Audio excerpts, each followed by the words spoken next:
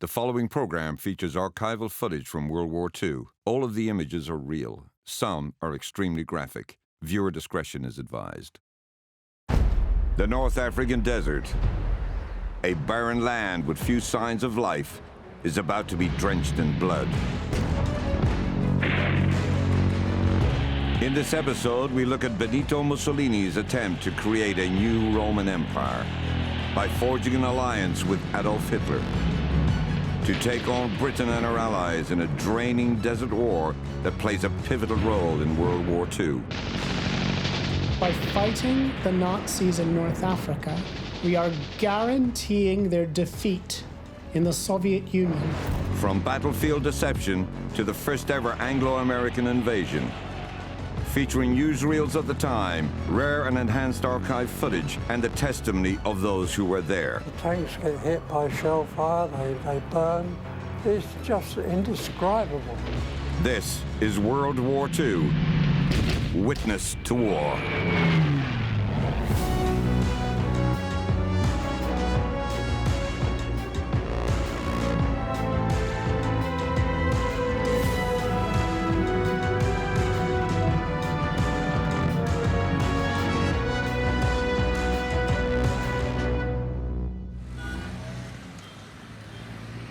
Rome, Italy, 1935. Benito Mussolini, Europe's first great fascist dictator, rules Italy with an iron fist. Having seized power in the 1920s, he's crushed all opposition with his paramilitary wing, the Black Shirts. I still remember, although I was very, very young, when the fascist Black Shirt used to come on big lorry, and they used to jump off this lorry and used to belt everybody they met on their way. They used to belt you to pieces. They were mad.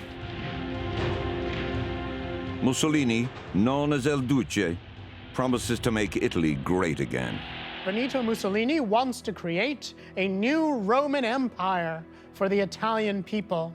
And Mussolini wants to take over the entire Mediterranean basin, as well as all of North and East Africa. Ethiopia, October 1935.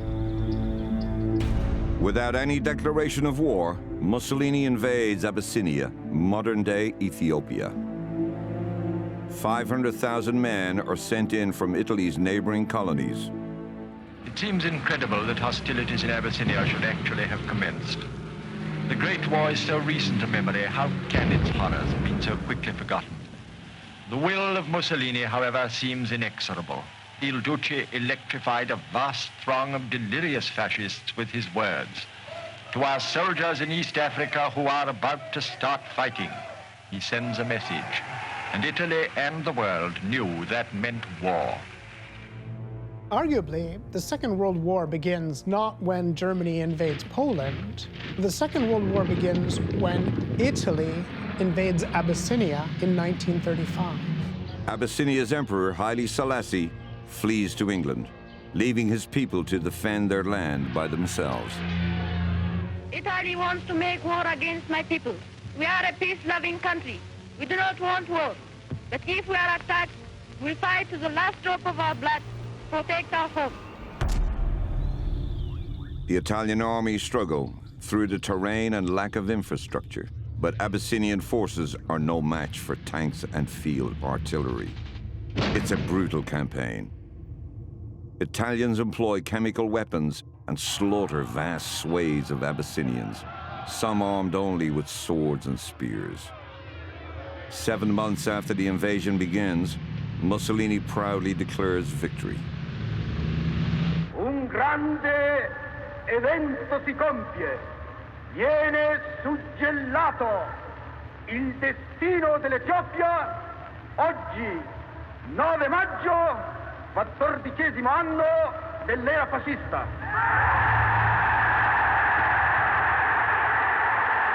Il Duce basks in the glory of his victory. But in order to attain the global power he seeks, Mussolini needs an ally. He looks to fellow European dictator Adolf Hitler and declares a common destiny for their two nations. For Adolf Hitler, the Italian fascist is an inspiration. Hitler has a bizarre affection for Benito Mussolini. He considers them to be practically brothers in fascism. Hitler is sort of the younger brother looking up to the first great European fascist dictator. Hitler models himself and his Nazi party to some extent on Mussolini's black shirts. Soon, these brothers in fascism will threaten the world's democratic nations. Hitler aggressively expands his Nazi empire in Europe, while Mussolini terrorizes North Africa, coming dangerously close to British colonies. Rome, Italy, June 10th, 1940. With Germany days away from victory in Western Europe, Mussolini declares war on Britain and France in a bid to gain Adolf Hitler's support. So in June 1940, Italy entered the war, at this time against France. And of course, the war ended days after it, and Italy had no big impact on that campaign against France. But the step was quite important because the Mediterranean, with Italian entrance into the war, the Mediterranean became a theater of war. Hitler knows exactly what Mussolini is up to. He states, first they were too cowardly to take part. Now they're in a hurry so they can share in the spoils. As the Nazis prepare to invade the British Isles, Mussolini is desperate to prove his military worth to Hitler. Italy was by no means prepared for war. So when Italy entered the war, Mussolini thought, you know, we have won already. And the Italian generals warned, said, no, we are not fit. We don't have the equipment, we can't fight in modern maneuver warfare. And Mussolini thought, no, I just need some thousand casualties to have a place at the table of the winners. Mussolini's focus turns to what he thinks will be an easy mark in Africa. Cairo, Egypt, September 10th, 1940. British-controlled Egypt becomes the next target in Africa for Italian Marshal Rodolfo Graziani. His forces heavily outnumber the British. The Italians advance from Libya across the border into western Egypt. With this attack on British forces, Italy is now in direct conflict with the British Empire. For some, it's their first taste of war. One of the first men I actually saw wounded, coming back over, was a young lad yelling for his mother with his leg off just below the knee and trying to run, believe it or not. It was quite grotesque. That's dog eat dog. You can't start thinking, oh, well, I've just killed about 4 or 5 blokes. It makes you hard. You grow up quick, from a boy to a man. You've got to survive. For these men, death will become a familiar sight. This conflict is about to escalate as another heavyweight power throws its might into the Desert War.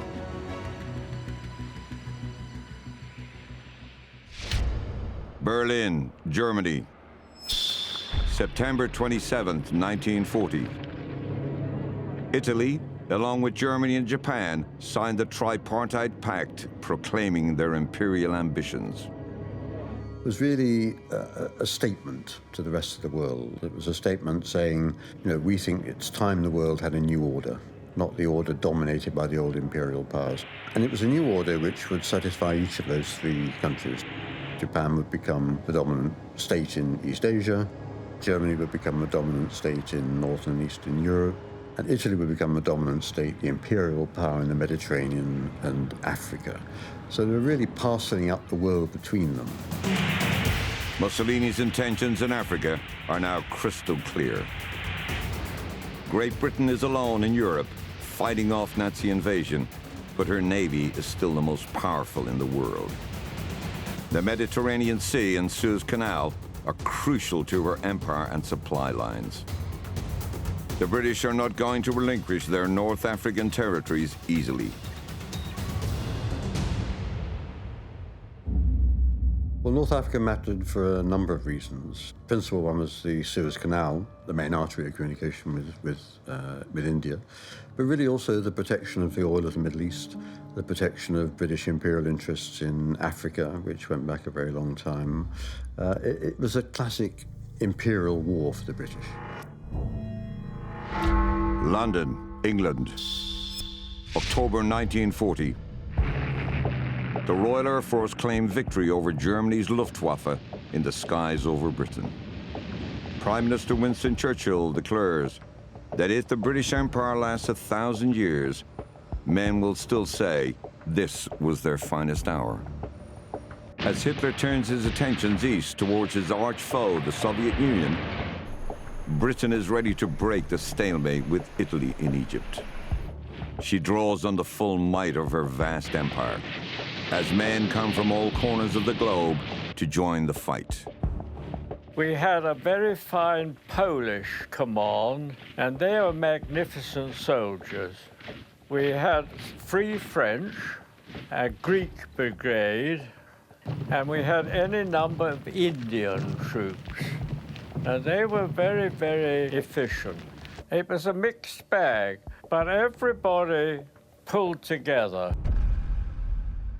Men from the north of Britain and men from the south, United Kingdom troops, Highlanders, the Northumbrian Division, and fighting men from the home counties.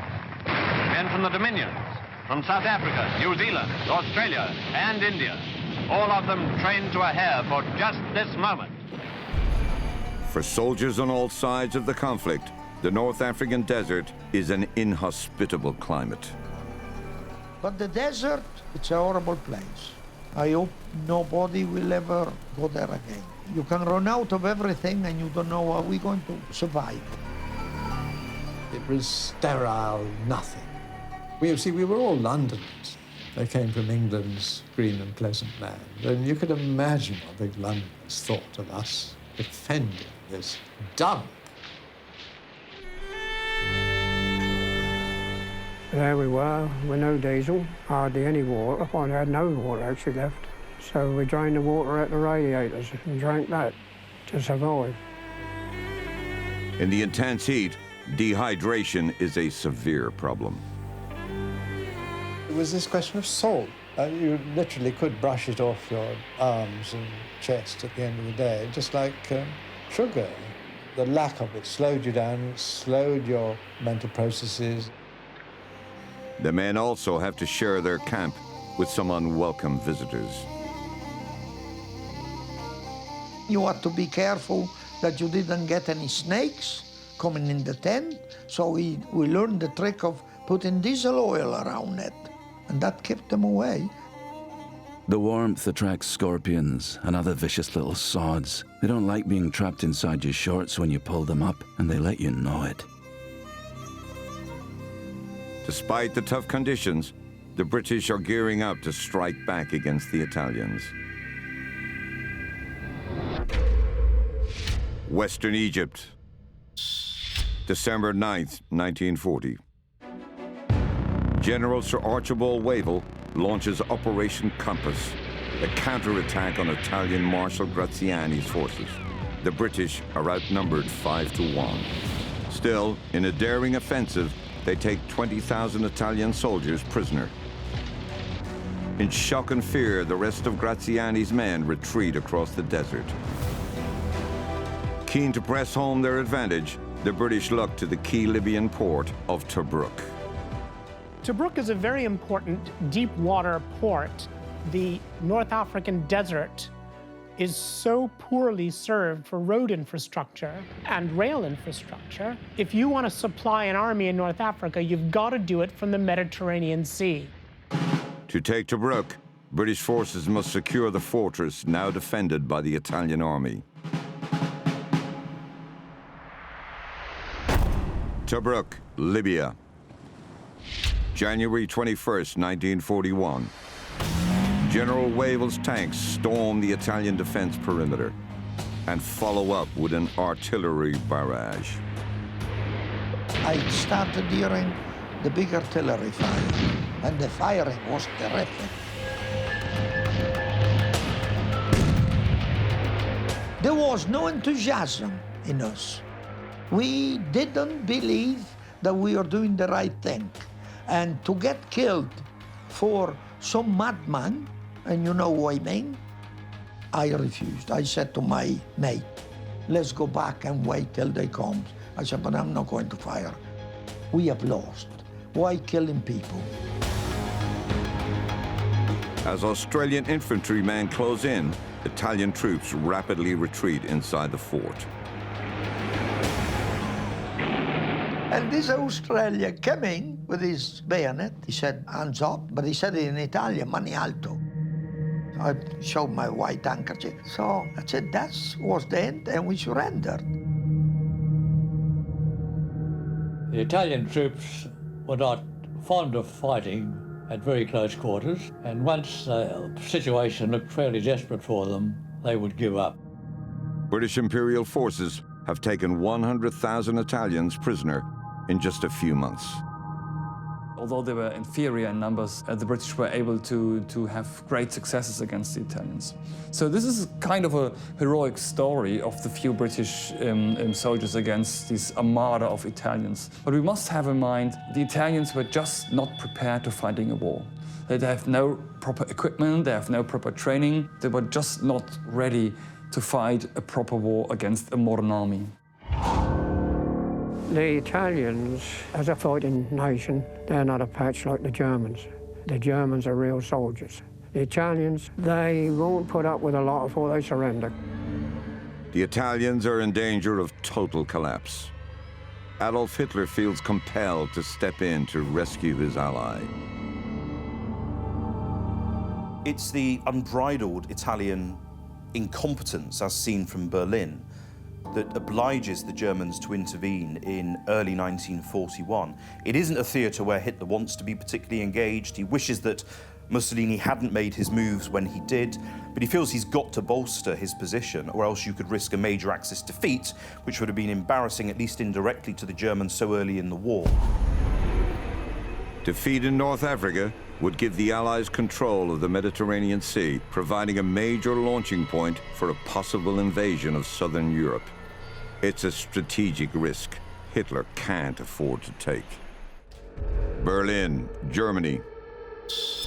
February 1941. Adolf Hitler appoints Irvin Rommel commander of the newly created German Afrika Korps. Rommel's poised for the job, given his impressive performance when he led the 7th Panzer Division, infamously known as Ghost Division, through France with lightning speed. Rommel was a very good general, tactically as well as military. I think he was one of the best. As soon as Rommel arrives, even before his tanks are unloaded from the ships, the North African campaign changes altogether. Rommel's stealth earns him the nickname, the Desert Fox. And his first attack against the British comes as a surprise. He couldn't wait to get his troops up the front line and have a go. When he did have a go, he made us retreat in a hurry with the stuff he had. With them Panzer tanks, he didn't stand a chance against one of them. The Allies are forced back several hundred miles across Libya. Rommel spots an opportunity to seize Tobruk, which is defended by Allied forces. Stories were already coming back of how rapidly the Germans had advanced. Apparently an armoured force with a very efficient air force, but our job was to defend Tobruk. And that caused us some worry to know to defend it with what. The Australian troops are lightly armed. Well, we had no doubts about the capacity of the men or the leaders. It was the equipment that was our worry. You cannot fight a well-trained force with rifles and bayonets. Still, they managed to repel Rommel's initial assault with support from British tanks and artillery. They withdraw inside the fortress walls. So when the British fall back against the immensely rapid and well-led onslaught led by Irvin Rommel, they hold on to the fortress port of Tobruk to ensure that when they're ready, the British army can come back and give the Germans a kicking. Rommel barricades the fortress. For the men holed up inside, conditions are brutal. It was my worst period of the war. Bombed all night and shelled all day. Something very unpleasant being besieged. I hated it. German dive bombers terrorized the trapped Allies.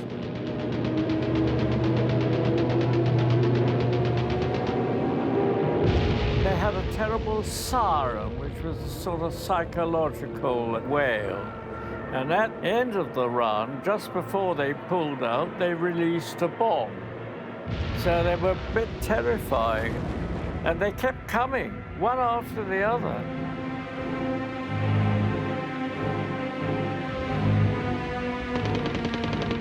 All the boys were feeling the effects. There was always the possibility that there'd be another breakthrough and you never knew where it would come. Conditions during the siege of Tobruk were very, very trying for the Australians and then South Africans, British and other troops from other Allied nations that were there. Constant bombing, constant fear of being overrun, and a very hands-to-mouth existence under siege from a relentless enemy. The Germans described the cornered men as rats caught in a trap. Among them were 14,000 Australians who embraced the nickname Rats of Tobruk. The Germans target these Aussie troops by airdropping leaflets into the fort, which contain a written message designed to test their allegiance to the British Empire. Aussies, Anzac troops are being ruthlessly sacrificed by England in Tobruk. You cannot escape. Think of your future and your people at home. Come forward and show white flags, and you will be out of danger. Surrender. But the propaganda tactic fails to make an impression, and the Tobruk rats respond with typical Aussie humor. So the Aussies hoisted a white sheet, and they said, come and get it. And we loved them. The spirit of Tobruk's gallant defenders, men from Britain, from Australia, and from India, is indomitable. Their typical sense of humor never deserts them, however tough the life may be, and that's one of the best reasons why they'll eventually defeat the Axis. There are some troops in every force whose morale is not high, but from my own experience, there's never any doubt that Tobruk would be held. The infamous Rats of Tobruk heroically hold on for 4 months, despite constant bombardment from Rommel's forces.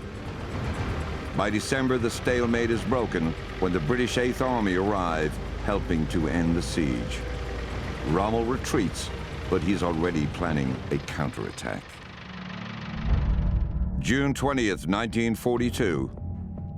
Resupplied and armed with top intelligence, Rommel launches a massive mechanized attack on Tobruk. The Axis forces rapidly penetrate Allied defenses. The second time that Rommel pushed forward towards Egypt, many of the forces in Tobruk had changed. There was growing demoralization there. A sense, actually, that, you know, what you knew, Rommel in the end was going to win anyway, wasn't he? And Tobruk tumbled very easily.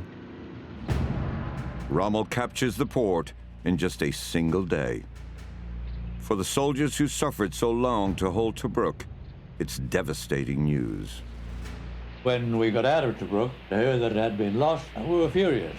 With a reasonable force, reasonably controlled and willing to fight, that it should never be lost.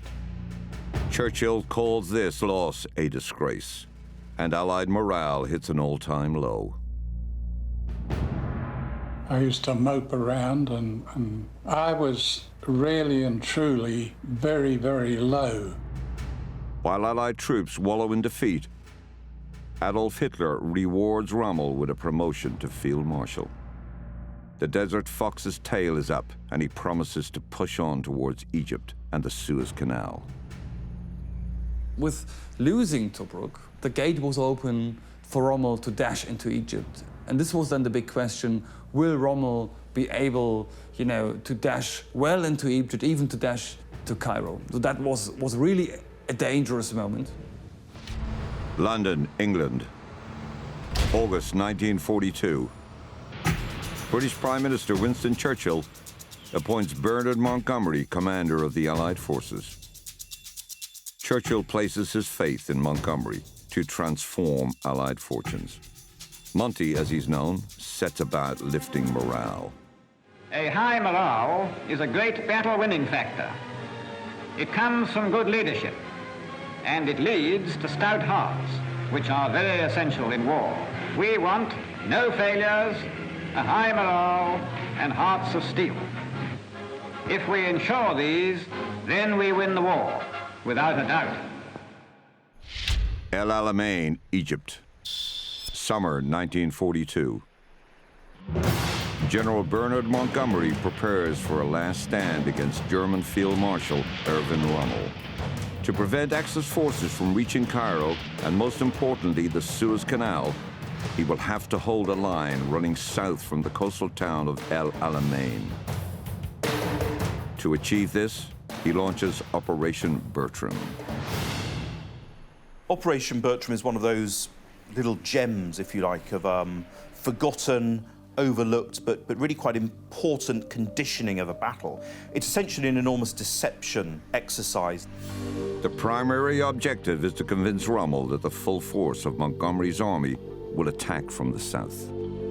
To convince the Germans that he is going to come from one direction, he can use dummy tanks and fake positions that simulate a massive concentration of his own combat power, and then Montgomery can attack from an unexpected direction. To carry out the operation, Monty brings in the camouflage unit, which includes set designers, filmmakers, and even a stage magician. Deception was quite a fine art, and the British, in fact, recruited artists widely. So all kinds of dummy bases were created, dummy aircraft, dummy tanks, and so on. You could make your tanks out of balsa wood or rubber or whatever it was you wanted to make it out of. Reconnaissance plane, it was quite hard to distinguish between what was in fact a fake camp or a fake airbase and so on, and what was the real thing. 2 divisions are conjured from the sand as part of the largest visual deception campaign in history. Field guns and tanks vanish under aerial reconnaissance, only to reappear elsewhere, disguised as harmless lorries or trucks. Each tank was fitted with a camouflage framework, which changed their appearance to lorries, a release cord above the turret, allowing the 2 halves to fall apart. We moved at night and took the place of lorries. Monty believes Rommel has been sufficiently deceived. The trap is set. The sun was setting when the order came abruptly prepared to move. We dropped the camouflage and moved off in close formation. We had shed our sheep's clothing and were once again a fighting machine. It's time to engage the enemy. October 23rd, 1942. British Commander Montgomery launches a massive barrage of artillery, striking Rommel's Axis forces from the north. About 800 odd guns, all open fire, and it was absolutely incredible. The sky was lit up with flashes. The infantry then follow. Tanks and troops thrust forward. It's a nerve-shredding experience for the men on the ground. Through shellfire and bullets, metal screamed overhead. Tanks burned all around. Blood poured down my shirt from a shrapnel blast. Bodies lay around like blooded rags. If a shell hit the tank and that spark, up you went. Tank warfare is absolutely frightening. We used to pray that we'd come out alive. The tanks get hit by shell fire, they burn. It was absolutely dreadful. It's just indescribable. One of the chaps did jump out the tank, ran off, shouting that the war was over. They took him off to a mental place. That's how it got you. Every time you went in, your nerves got worse every time. Meanwhile, Rommel's forces are engaged by dummy armies elsewhere. And then came the crash of the engagement at Alamein. The broadsword thrust of the tank columns. Dummy guns standing, dummy flashes winking and spitting in unending thousands. And the better part of the German gunners and bombers, smashing and blasting away at our cardboard, canvas and fustian, while the real British armor tore through elsewhere. Rommel's forces, expecting the main push from the south, are caught totally off guard and overwhelmed in the northern part of the line. The German divisions are engaged in the northern sector in extremely heavy fighting with greatly superior enemy forces. Outmaneuvered, outnumbered, and outgunned, Rommel calls for more supplies to be brought to the front lines. Rommel always tried to make the argument, give me more troops, give me more supplies. Once they attacked in late October 42, it's a very problematic situation. I possibly can't hold the lines and they will break through. The enemy's superiority in the air in tanks, artillery and ammunition is such that it is doubtful whether the German and Italian troops can continue in action for any length of time in view of the complete inadequacy of all supplies. The situation is critical in the extreme. But Hitler orders Rommel to stand and die. Typically Nazi ideology of you either win or you die on the battlefield. And Rommel chose at that very moment, in the beginning of November 42, to act against Hitler. Rommel retreats west as Allied forces secure their victory. The Germans did retreat. And interestingly, what was Hitler's reaction? Was Rommel court-martialed? Was he killed? No, nothing happened. Despite Rommel's reputation, Montgomery has managed to outsmart his opponent. Montgomery developed a very effective battlefield plan. He was up against a master battlefield tactician, so he had to outthink him. Montgomery understood his enemy, his own limitations, and used that knowledge effectively. Apart from the collection of German tanks and guns, there's little to show on the battlefield today. Only small details pointing to individual stories about which we can merely guess. 1,000 stories of courage and tenacity. Stories half obliterated by the desert, but their sum total in victory never to be forgotten. Here are some of the records of the price paid. The price paid by men on the 23rd of October, 1942. Survivors are left to count lost friends. When you're in a fierce tank battle, there's sometimes about 20 or 30 tanks gone. Every tank with 3 men in it. When you come back out of action, where's your mates gone? You know, you look around for them. You just had to cope. It was just one of those things. When Stewie went, that shook me to the ribs. They were friends of ours, but we just had to accept the fact that, bad luck, he's gone.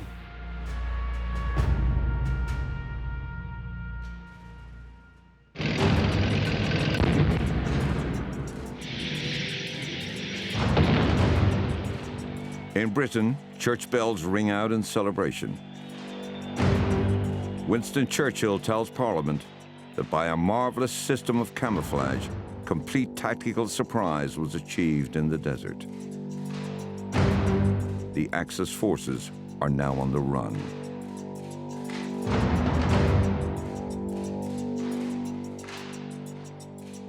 This sees the Africa Corps and the Italian forces at the end of their tether and leads to what becomes a helter-skelter Axis retreat that takes them all the way back to Tunisia. The Axis retreat is about to become even more perilous. The United States joined the Desert War. The first ever Anglo-American invasion is planned to kill off Axis forces in Africa once and for all. North Africa, November 1942.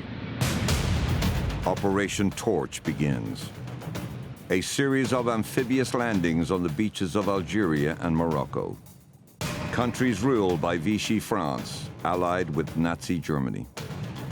Since the American general in command, Dwight D. Eisenhower, wants to avoid conflict with the French, there's no air or naval bombardment.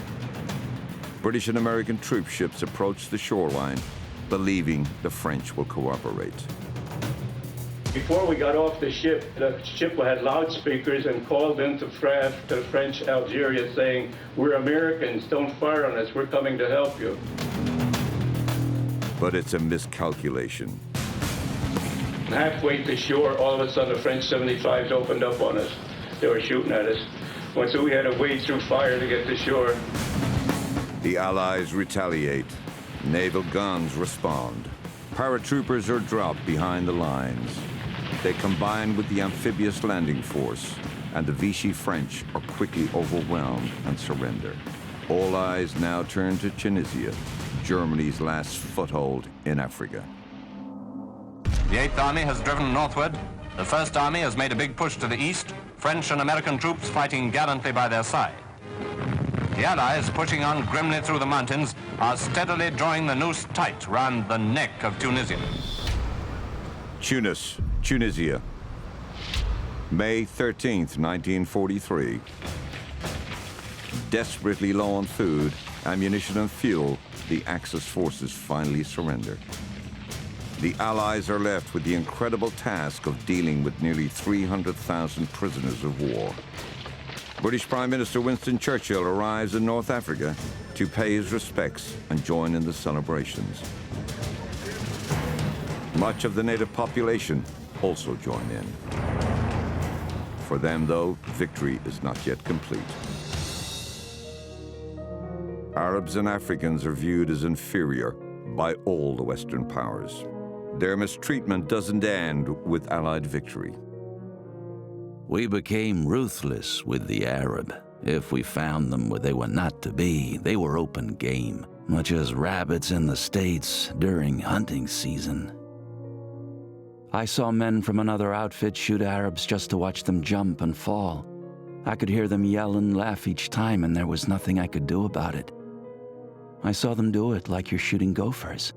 I could hear them, "Wow, I got one." Those guys were murderers. This treatment comes despite the fact that between 200,000 and 300,000 Africans have contributed to Allied victory in the desert. And over 1 million fight across the globe for the Allied cause. These are the forgotten soldiers of World War II. Summer 1943. The Allies now have a massive force sitting unopposed in North Africa. In effect, another front has materialized against Nazi-occupied Europe. For a long time in the Second World War, the Germans are fighting a big wedge of American and British combat power in North Africa. When the Germans leave North Africa, all of that British and American combat power is going somewhere. It's going to attack the Germans. Where is it going to go? The south coast of Spain, April 1943. German agents recover a dead body washed up on a beach. The man is identified as a British Royal Marine pilot. He's carrying top-secret details of an Allied invasion. They plan, it says, to attack Greece. In response, 3 panzer divisions are diverted from France and the Eastern Front to bolster Greek defenses. The man placed in command is none other than Irvin Rommel. But the Führer has fallen for an elaborate trick.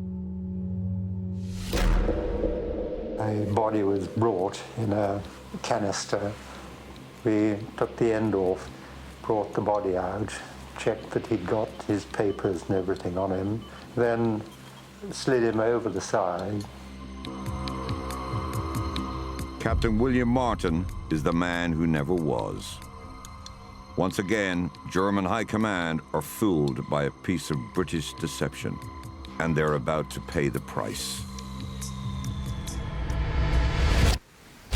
Sicily, Italy. July 10th, 1943. To Adolf Hitler's disbelief, the Allies aimed the full power of their invasion on Sicily. 150,000 Allied troops land on the island as part of a massive amphibious invasion. So deceived is Hitler by Operation Mincemeat that he continues to believe it's just a diversionary tactic, even as Sicilian defenses are overrun. Germans didn't put up much of a fight, and Italians were glad to give up. They were ready to surrender right away. They had no heart for fighting. By the time the Fuhrer realizes his mistake, it's too late. The island is quickly conquered, but the Germans rapidly retreat and escape to mainland Italy. You got real Germans then. I mean, they even shot some of the Italians themselves. For the Germans, Italy simply became part of the new order, they occupied Italy, to be defended at all costs. Still the possibility that somehow or other that war might stabilize or the tide be turned. But for Mussolini, the tide had turned. It was too late. The boastful Mussolini has crumpled already. He is now but a lackey and a serf, the merest utensil of his master's will. He has been stripped of all his African empire. Abyssinia has been liberated. Our armies of the East, which were so weak and ill-equipped at the moment of French desertion, now control all the regions from Tehran to Benghazi and from Aleppo and Cyprus to the sources of the Nile.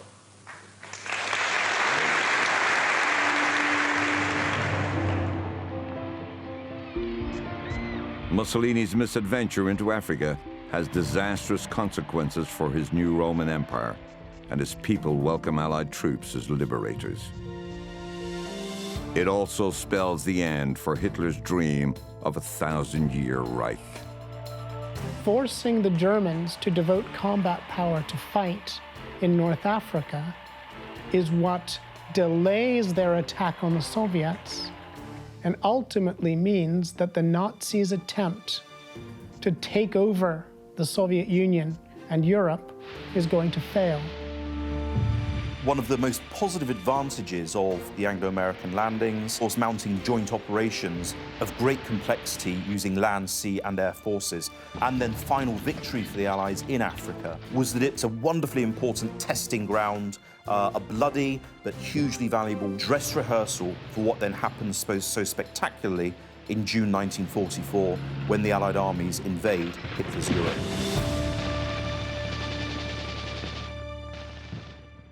While the Germans put up a fierce defense of Italy, the Allies are preparing for the biggest amphibious invasion in history. But as Germany's enemies close in from all sides, the United States are engaged in a bitter struggle in the Pacific. They must overcome Japanese forces who would rather die than surrender.